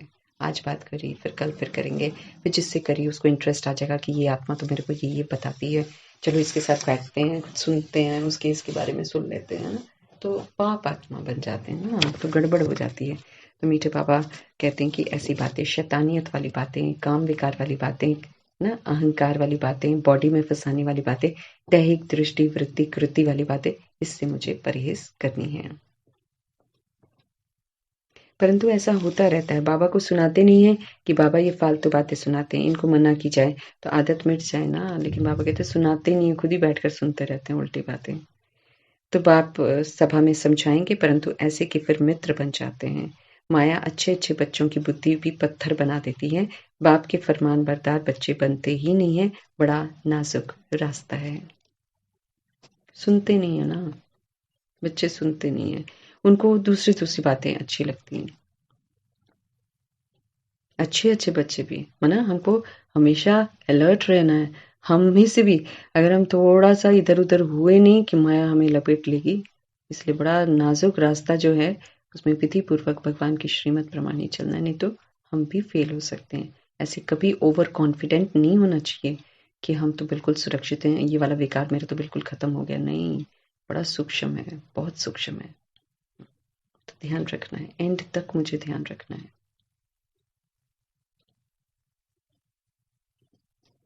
बाप सभा में समझाएंगे, परंतु ऐसे के फिर मित्र बन जाते हैं। माया अच्छे अच्छे बच्चों की बुद्धि भी पत्थर बना देती है। बाप के फरमान बरदार बच्चे बनते ही नहीं है, बड़ा नाजुक रास्ता है, इसमें बड़ी खबरदार रखनी चाहिए, खबरदारी रखनी चाहिए। रहम दिल बन किसके किसमें आदत है तो मिटानी चाहिए। भगवान कहते हैं अगर तुम्हें आदत है इधर उधर किसी की बातें सुनना, हाँ, तो ना वो आपके अंदर में ख्यालात वैसे लाएंगे, तो बाबा कहते हैं इस आदत को मिटा दो। हाँ जी करके सुनना नहीं चाहिए, कभी नहीं कहना चाहिए हाँ, मतलब हाँ कह दिया माना वो विकारी बात में मैंने हाँ कर दी, पाप बन गया, इतना सूक्ष्म है। हाँ जी करके सुनना नहीं चाहिए, डिटैच होकर आप सुन सकते हो, अगर आप निमित्त हो डिटैच होकर सुन सकते हो, किसी का पक्षपात नहीं लेना। बाबा जो सुखधाम का मालिक बनाते हैं, ऐसे बाबा की ग्लानी तो हम कभी नहीं सुनेंगे, नहीं सुनेंगे हम भगवान की ग्लानी। हमको तो शिव बाबा से वर्षा लेना है, और बातों से मुझे क्या ताल्लुक है, कोई सुने न सुने, हम तो ज्ञान का सुरमा पहन ले। हम क्यों वेट करें दूसरों के लिए कि आप बन जाएं तो मैं आगे चलूं। कोई ज्ञान अंजन पाते हैं, कोई तो फिर धूल अंजन भी पाते हैं, है ना। कई लोग लगाते हैं मन ज्ञान को, चिंतन करते रहते हैं, लेकिन मीठा बाबा समझा रहे हैं कोई तो फिर धूल अंजन बन जाते हैं, उसमें उससे ज्ञान का तीसरा नेत्र खुलता ही नहीं है। फिर देह अभिमान की धूल अगर है तो फिर बाबा कहते ज्ञान ही समझ में नहीं आता, जितना मर्जी आप समझा लो। बाबा इतना तो सहज करके समझाते हैं जो कैसा भी रोगी, अंधा, लंगड़ा हो वो समझ जाए। यहाँ पर आत्मा को बोल रहे हैं बाबा रोगी, आत्मा को बोल रहे हैं अंधा, आत्मा को बोल रहे हैं लंगड़ा, शरीर को नहीं बोल रहे। आत्मा ही ऐसी हो गई है। लंगड़ा भी है वो भी समझे। अल्फ और बे 2 अक्षर हैं। अल्फ अर्थात परमात्मा और बे अर्थात उनसे मिल रही बादशाही, शांति धाम, सुख धाम, मध्यजी भव, मनमना भव। तो अल्फ और बे 2 अक्षर हैं। बाप समझाते बच्चे मित्र संबंधियों आदि से भी दोस्ती रखो ताकि उनको बताओ, हाँ सत्य से बहुत मीठे बन जाओ। बाबा कहते कड़वाहट से नहीं सुनेंगे, मिठास से सुनेंगे। आपके अंदर मिठास आ जाएगी तो आपके परिवर्तन को, आपका परिवर्तन उसको सुख देगा। तो जब सुख देगा तो वो डेफिनेटली उसको यूज करेंगे। तो अल्फ और बे 2 अक्षर हैं। बाप समझाते बच्चे मित्र संबंधियों आदि से भी दोस्ती रखो, बहुत मीठा बनो। तुम्हारा काम ही है बाप का परिचय देना। मीठा होना है क्योंकि मुझे सभी को परमात्मा का परिचय देना है ताकि हर आत्मा परमात्मा से जुड़ जाए। भले दुश्मन हो तो भी मित्रता रखनी है।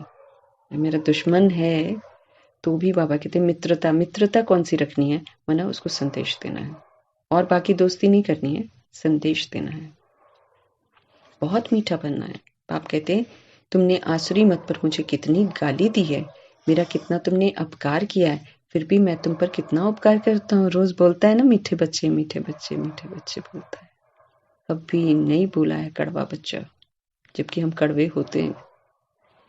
कड़वाहट तो अंदर बहुत कूट कूट के भरी पड़ी है। तो हम ये नहीं कह सकते हैं कि अगर मैं 2 दिन गुस्सा नहीं करा तो मेरी कड़वाहट खत्म होगी। सूक्ष्म इमर्ज होगा अभी पेपरों में, पेपर ही ऐसे आएंगे, दिमाग खराब हो जाएगा। तो बाबा कहते हैं कि मेरा उपकार किया है, फिर भी मैं तुम पर कितना उपकार करता हूँ। बाबा कहते तुम मेरे अपकार करते हो, तुम मेरी बेइज्जती करते हो, तुम मुझे कण कण में कहते हो और पता नहीं कितनी कितनी गंदी बातें मुझे वो दिखाते हो, जो भांग पीता है ना, तो नशे वाला दिखाते हो, तो कितनी तुम मेरी इंसल्ट करते हो। बाबा कहते फिर भी मैं तो तुम्हारा उपकार ही करता हूँ ना, बुरा तो नहीं करता हूँ। ईश्वर का अपकार होना भी ड्रामा में नूंद है। तब तो कहते हैं यदा यदा ही धर्मस्य, मतलब जब भी ग्लानि होती है तब मैं आता हूँ।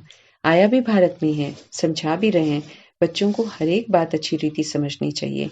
किसके तकदीर में नहीं है तो फिर वही आसुरी धंधा करते रहेंगे, विकार में जाते रहेंगे, देह अभिमान यूज करते रहेंगे। यहाँ से बाहर गए और इन बातों को भूल जाएंगे। निंदा करते करते बाबा कहते ये हाल हो गया है, अब ये निंदा करना तो छोड़ दो। भगवान की निंदा कराए जा रहे हैं तो तुम्हारा नाम तो लिखा हुआ है प्रजापिता, ब्रह्मा कुमार, ब्रह्मा कुमारियां, समझ जाएंगे शिव के पोत्रे पोत्रियां ठहरे, जरूर स्वर्ग का वर्षा मिलता होगा। भारत को वर्षा था, अब नहीं है, फिर अब मिलता है। सतयुग में सिर्फ सूर्यवंशी ही थे, अब तुम बाप को याद करो तो आपके विक्रम विनाश होंगे और आप वहां पर पहुंच जाएंगे।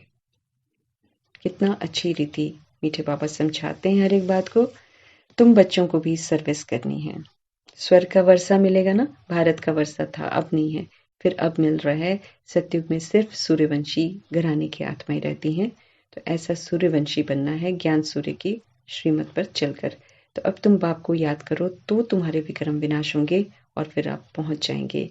कितना अच्छी रीति समझाते हैं। तुम बच्चों को भी सर्विस करनी है, परंतु पहले अपनी वृत्ति तो अच्छी चाहिए ना, नजरिया। जैसे बाबा ने पिछले सीजन में इस बात को बहुत हाईलाइट किया है कि अपनी भाव और भावना को चेंज कर दो। आत्मिक भाव और कल्याणकारी भावना हर आत्मा के प्रति, जो तुम्हारा बुरा कर रही है उसके प्रति भी, कि कितना पीड़ित है वो और कितनी सजा खाने वाली है, तो रहम करना है सभी पर। परंतु पहले अपनी वृत्ति भी तो अच्छी चाहिए, सिर्फ पंडित नहीं बनना है यहाँ पर, है ना। जैसे पंडित बनते हैं ना, पंडित क्या करता है, कथा सुनाता है, कथा सुनाएगा, खत्म। तो हमें मुरली वैसे नहीं पढ़नी है। कथा वाले, हमारे पास समय नहीं है वो अलग बात है, लेकिन हमें मुरली वैसे नहीं पढ़नी चाहिए जैसे कथा की तरह हम पढ़ते हैं या रीड कर लिया। नहीं, गहरे राज हैं इसमें। दादी जानकी बोलती बार बार पढ़ो। नित्य नहीं है ये मुरली, नित्य नहीं, सुबह से लेकर शाम तक पढ़ो, हर बार एक नया अर्थ समझ में आता है। तो ये तो हम कभी कह ही नहीं सकते हैं कि वही रिपीट होता है या वही सेम सेम, या भागना नहीं है मुझे इसमें। भाग रहे हैं तो फिर मुझे तो मुरली से प्यार नहीं है, मुझे मुरलीधर से प्यार नहीं है। तो मैं अपने काम की खातिर अगर बोलूं कि जल्दी जल्दी हम कर लेते, जल्दी जल्दी हम कर लेते, नहीं, फिर वो कोई मायने नहीं है। इट्स लाइक पंडित बनना, तो हमें पंडित नहीं बनना है यहाँ पर। तो मीठे बाबा बोले कि अब निंदा करना तो छोड़ दो, तुम्हारा नाम तो लिखा हुआ ना प्रजापिता ब्रह्मा। आसुरी धंधा करते रहेंगे ना, तकदीर में नहीं है जिनके, बाबा कहते वो आसुरी धंधा करते रहेंगे, यहाँ से बाहर गए इन बातों को भूल जाएंगे। निंदा करते करते ये हाल हो गया, अब ये निंदा करना तो छोड़ दो, तुम्हारा नाम तो लिखा हुआ है ना प्रजापिता ब्रह्मा कुमार ब्रह्मा कुमारियां, मतलब जन्म ही चेंज हो गया मेरा। समझ जाएंगे शिव के पुत्री पुत्रियां ठहरे, जरूर स्वर्ग का वर्षा मिलता होगा। भारत को वर्षा था, अब नहीं है, फिर अब मिलता है। सतयुग में सिर्फ सूर्यवंशी ही थे, अब तुम बाप को याद करो तो तुम्हारे विक्रम विनाश होंगे और आप सूर्यवंशी घराने में चले जाओगे। कितना अच्छी रीति समझाते हैं। तुम बच्चों को भी सर्विस करनी है, परंतु पहले अपनी वृत्ति भी अच्छी चाहिए। सिर्फ पंडित नहीं बनना है, पक्के योगी राजऋषि होंगे तो दूसरों को तीर लग जाएगा। योगी आत्मा चाहिए, पक्की आत्मा चाहिए, राज ऋषि चाहिए, माना बेहद का वैराग, उसका सूचक है ऋषि, और राज मतलब आत्मा बनकर अपनी कर्मेंद्रियों को श्रीमत प्रमाण चलाना, उसको कहते हैं राज ऋषि। बाबा कहते हैं जब तुम होगे ना तब दूसरों को तीर लगेगा, तब उनका मन करेगा नहीं हमको भी शिव बाबा से पढ़ना है, हम भी और पढ़ेंगे और पढ़ेंगे और पढ़ेंगे। लगन। खुद में ही कोई कमी होगी तो दूसरे को बोल ही नहीं सकेंगे। ये ज्ञान मार्ग तो ऐसा है कि अगर हम कोई चीज खुद नहीं करते हैं, हम दूसरों को मुंह ही नहीं खुलेगा, खुलेगा ही नहीं मुंह। लज्जा खुद ब खुद अंदर ही आती जाएगी, अरे मैं तो करती नहीं हूँ, कहाँ से भूले जाऊंगी मैं, ये बातें नहीं बोल सकते हैं। ऐसा ऐसा ना खा जाएगा सत्य हमें, मुझे अंदर से, कि तू तू तो करती नहीं है, तू झूठ बोले जा रही है। तो लज्जा आती रहेगी, अपना ही पाप अंदर ही खाता रहेगा। हम देखो कितना भी हम किसी भी वजह को बता दें और हम क्रोध कर लें, है ना, उस समय जब हम क्रोध करते हैं ना तो हम बिल्कुल जायज एकदम पूरा, ये जरूरी है, ये नहीं होगा तो ऐसा हो जाता है, ये होता है, ये तो बिल्कुल जायज बात है, यहाँ पर तो आवाज उठानी चाहिए। ढेर सारी ना माया खिचड़ी पका देती है दिमाग में, खिचड़ी पका के फिर बोलती है अब बोल। हाँ, अब मैंने अगर बोल दिया तो फिर तो पाप कर्म हो गया, क्योंकि भगवान की तो मना है कि कुछ भी हो जाए तुमको शांत रहना है, कुछ भी हो जाए तुमको संतुष्ट रहना है, कुछ भी हो जाए तुमको हर्षित रहना है। कौन बोल रहा है? Almighty authority. तो देहधारी की तो हम वैसे ही सुन नहीं सकते हैं। तो जरूर स्वर्ग का वर्षा मिलता होगा ना। भारत को वर्षा था, अब नहीं है, फिर अच्छा कहाँ कहाँ चली जाती मैं। पक्के योगी राजऋषि होंगे तो दूसरे को तीर लगेगा, खुद में ही कोई कमी होगी तो दूसरे को बोल नहीं सकेंगे, लज्जा आती रहेगी, अपना ही पाप अंदर खाता रहेगा। हर बात के लिए बाबा समझाते बहुत अच्छा है, कल पहले भी ऐसे ही समझाया था बाप ने। देवी देवता धर्म तो जरूर स्थापन होगा, कोई पढ़े ना पढ़े। मीठा बाबा को कोई फिक्र नहीं है, होना जरूर रखते हैं कि मेरे बच्चे को सजा न मिले, लेकिन बाकी उनको पता है जिसने देवी देवता धर्म जो बनना है ना वो बन चुके हैं, आधे आधे तो बन ही चुके हैं। तो देवी देवता धर्म तो जरूर स्थापन होगा ही। बाबा कहते कोई पढ़ो चाहे ना पढ़ो, उसको थोड़ी कोई रोक देगा, वो तो अपने समय पर स्थापन होगा, अपने समय पर विनाश हो जाएगा। सारी दुनिया कलयुग विनाश हो जाएगी, सत्युग आ जाए, फिक्स है। फिर भी बाप कहते हैं कुछ तो समझदार बनो, फिर रहम करता है, क्योंकि पता है रोएंगे ये लोग, पता है पश्चाताप करेंगे, पता है कि खून के आंसू ये लोग बहाएंगे, बहुत तड़पेंगे, मालूम है। इसलिए भगवान कहते हैं कुछ तो समझदार बन जाओ। इस कमाई और उस कमाई को बुद्धि में रखो। सच्ची कमाई तो बाप करा रहे हैं, ये हमारी सच्ची कमाई है। हम जो ईश्वरीय पढ़ाई पढ़ते हैं, धारणा करते हैं, बस यही सच्ची कमाई है। बाकी तो, और यही मेरे साथ जाएगी। बाकी जो दुनिया में जितना भी हम कमा रहे हैं वो झूठी कमाई है, वो यहीं की यहीं रह जाएगी। बाप और स्वर को याद करना ये भूलो मत। सावधानी दे रहे हैं कि एक तो याद रखो कि सच्ची कमाई जो है बाप करा रहे हैं, याद रहना चाहिए। फिर बाप और स्वर को याद करना ये भूलो मत। सिमरन करते करते अंतमति सो गति हो जाएगी। अभी से बहुत काल का अभ्यास जब हम करते जाएंगे तो भगवान कहते हैं कि अंतमति सुगति हो जाएगी, मतलब अंत में भी तुम्हें परमात्मा याद रहेंगे और तुम्हारी सदगति हो जाएगी। सवेरे उठकर बाप की याद में बैठो। अगर सुस्ती आती है तो समझा जाता है कि तकदीर में नहीं, क्योंकि सुस्ती भी तो विकार है ना, विकार का बच्चा है वो। तो ये बाल बच्चा जो है अलबेलापन और सुस्ती, ये बहुत लोगों को डुबाने वाला है एंड में। तो इसलिए भगवान हम आत्मा को कहते हैं इससे सावधान रहो। अगर सुस्ती आती है तो समझा जाता है कि तकदीर में नहीं है। तो ऐसी प्रैक्टिस करनी है जो अंत में देह भी याद न पड़े, हम आत्मा है कि स्वरूप में हम स्थित हो जाएं, बाकी सब भूल जाएं। क्योंकि ज्ञान से विज्ञान की तरफ मुझे पहुंचना है। ज्ञान से विज्ञान की तरफ माना फिर देह का भान भी खत्म हो जाए, बिल्कुल खत्म। आत्मा ऐसी प्रैक्टिस करनी है जो अंत में देह भी मेरी मुझे याद ना पड़े। अच्छा, मीठे मीठे से खिले देह बच्चों प्रति माता पिता बाप दादा का याद प्यार और गुड मॉर्निंग। रूहानी बाप की रूहानी बच्चों को नमस्ते। हम रूहानी बच्चों की भी रूहानी बाप को नमस्ते। धारणा के लिए मुख्य सार है, अपनी वृत्ति को शुद्ध रखकर दुश्मन को भी मित्र बनाना है। वृत्ति, सोच, क्योंकि सोच से मुझे देना है, मुझे जाकर उससे दोस्ती नहीं करनी है। अपनी वृत्ति को शुद्ध रखना है और फिर दुश्मन को भी मित्र बनाना। माना वही शुद्ध वृत्ति जब मैं सारी आत्माओं के प्रति रखूंगी तो उनमें जो मेरे दुश्मन होंगे ना, वो भी चेंज तो जरूर हो जाएंगे, होना पड़ेगा उन्हें। अपकारी पर भी उपकार कर बाप का सच्चा परिचय देना है। कोई मेरे पर अपकार करता है, मेरा बुरा करता है, तो भी ये परमात्म संदेश तो जरूर भेजना है। जो रतन बाबा के मुख से निकलते हैं वही रतन मुझ आत्मा के मुख से भी निकलने चाहिए। कोई भी व्यर्थ बातें न मुझे सुननी है और न सुनानी है। कोई वेस्ट बात श्रीमत के विपरीत है तो सुननी भी नहीं है, सुनानी भी नहीं है। मीठे पापा बोले, वरदान है आज का। वरदान है, संगम युग के समय का महत्व जानकर परमात्म दुआओं से झोली भरने वाले मायाजीत भव। झोली भरनी है मुझे, हाँ, बुद्धि रूपी झोली भरनी है। आत्मा हूं ना मैं, तो मुझ आत्मा को अपनी बुद्धि रूपी झोली भरनी है।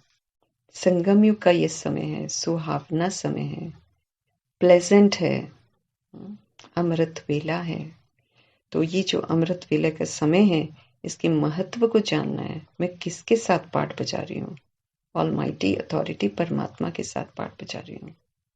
तो कितनी रॉयल्टी आनी चाहिए। हीरो एक्टर हूं फिर मैं, अगर श्रीमत पर चलूंगी तो मैं हीरो एक्टर हूं। तो संगम युग का 1 सेकंड और युगों के 1 वर्ष से भी ज्यादा है। बाकी सारे युग जितने भी हैं 1250 वर्ष हैं। कलयुग भी 1250 वर्ष है। इस 1250 वर्ष के अंतिम 100 वर्ष को भगवान यूज करते हैं और उसको संगम युग कहते हैं। तो संगम युग का 1 सेकंड और युगों के 1 वर्ष से भी ज्यादा है।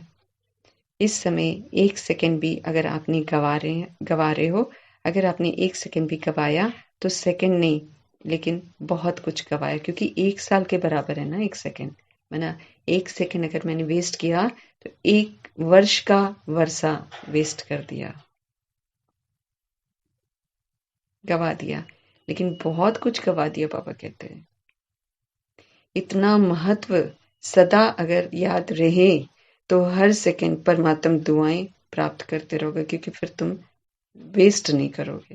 बाबा कहते हैं जिस दिन ये जो महत्व समझ में आ गया ना कि बाबा कैसे यूज कर रहा है, तो जिस दिन ये याद रह गया तो आपका हर सेकंड जो है वो परमात्म दुआएं प्राप्त करते रहेंगे और भरपूर होता जाएगा सूक्ष्म।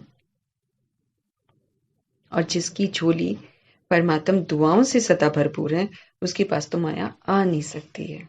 जो समय रहते श्रीमत पर चलकर ज्ञान से योग से अपनी झोली को भर लेता है, तो भगवान कहते हैं कि उसके पास फिर माया आ नहीं सकती है, दूर से ही भाग जाएगी। कहेगी भैया ये तो ऑलमाइटी अथॉरिटी की छत्र छाया में है, दूर से भाग जाएगी। तो स्वयं को बचाना ये भी तो तीव्र पुरुषार्थ ही है, अपने आप को बचाना। तीव्र पुरुषार्थी अर्थात सदा ही मायाजीत, माया के वारों से बिल्कुल मुक्त, उस पर माया का वार नहीं आएगा। उसी बाबा कहते हैं जो समय को बचाते हैं समय पर यूज करते हैं वही तीव्र पुरुषार्थी हैं। और तीव्र पुरुषार्थी मायाजीत बन जाते हैं। वो फिर माया से कभी हाथ नहीं खाते हैं, समझ से चलते हैं, वो वेस्ट ही नहीं करते अपना टाइम। स्लोगन है, जो आज्ञाकारी है वही बाप की व परिवार की दुआओं का पात्र बनता है। अभी भगवान की जो श्रीमत है, भगवान की जो मुरली है, ये उनकी आज्ञा है। तो अगर मैं आत्मा आज्ञाओं पर चल रही हूँ, आज्ञाकारी हूँ, तो फिर मीठे बाबा की तो सबसे पहले ब्लेसिंग्स मिलती है, फिर परिवार की दुआएं मिलती हैं। कौन सा परिवार, इसमें बड़ा ध्यान रखना है। अब ये जो करोड़ हो गए हैं परिवार, इसमें तो ईर्ष्या द्वेष भी आ गया है, इसमें नाम रूप भी आ गया है। इसलिए वैसा परिवार नहीं, ईश्वरीय परिवार, मम्मा बाबा दादियाँ, ये जो शुद्ध है ना, जो एडवांस पार्टी में चलेगी आत्माएं, ये जो परिवार है इसकी दुआएं। मतलब जब हम भगवान का कहना मानते हैं ना, तो हम आत्माओं को मम्मा देख रहे हैं, हम आत्माओं को ब्रह्मा देख रहे हैं, हम आत्माओं को दादी गुलजार और दादी जानकी देख रहे हैं ऊपर से वतन से। तो जब हम कहना मान रहे होते हैं, वो हमको देख रहे होते हैं, फिर वो दुआएं देते हैं। पहले शिव बाबा देते हैं दुआएं, फिर ब्रह्मा माँ और जगदम्बा माँ और फिर दादियाँ। ये जो है ना, इनकी इनकी दुआओं का हम पात्र बन जाते हैं। तो जब हम इनकी दुआओं का पात्र बन जाते हैं तो क्या है बताओ, एकदम एक सुरक्षा कवच में हम गिर जाते हैं, सुरक्षा कवच के अंदर होते हैं। फिर कोई कुछ नहीं कर सकता, न माया न प्रकृति न कोई और चीज हमें तंग कर सकती। हम भगवान के सुरक्षा कवच में बैठ जाते हैं। तो बाबा कहते हैं कि अगर तुमको परिवार की दुआएं लेनी है, माना ईश्वरीय परिवार, वो सुच्चा शुरू का परिवार, अगर उनकी आपको दुआएं लेनी है, अगर आपने बाप की दुआएं लेनी है, तो आप आज्ञाकारी बनो, माना भगवान की हर श्रीमत का पालन करो। ओके।